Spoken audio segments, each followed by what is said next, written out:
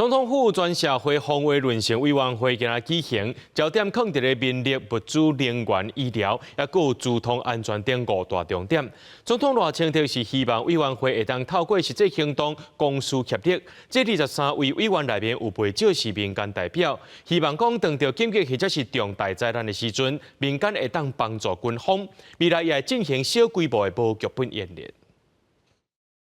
有危机若要活落来，一定要尽早好好准备。总统赖清德伫面册刊出第几底批宣导日常安怎准备避难物资、学急救措施等民防知识，呼吁个人思考白白路卖跋倒人爱准备好。因为总统府专社会防卫论成委员会日也启动，重点是民力训练甲运用，战略物资搬进甲医生配送。 能源甲关键措施设施依次运作，社会医疗甲避难设施整备，还有交通运输、金融安全等5个主题。副总统望讲，台湾无论遇到什么灾害，都会当因为准备较全，袂惊吓，冷静面对。从中央到地方政府，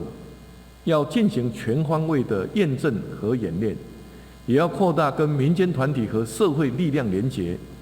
彼此携手合作，以系统性、专业性方式找出问题。 拟定对策，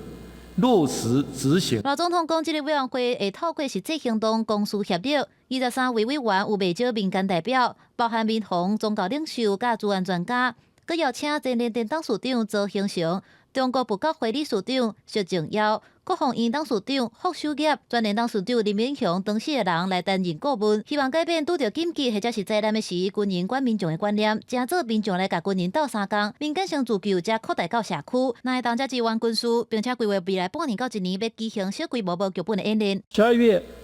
的时候能够进行一次桌上兵推，明年3月希望能够在某一个县市进行一个地方的小规模演练，6、7月。 我们希望能够结合汉光演习，进行一个比较全面性的、前导性的演练。开完会之后，能不能落实到政策面来讲，其实它的效果很有限。有些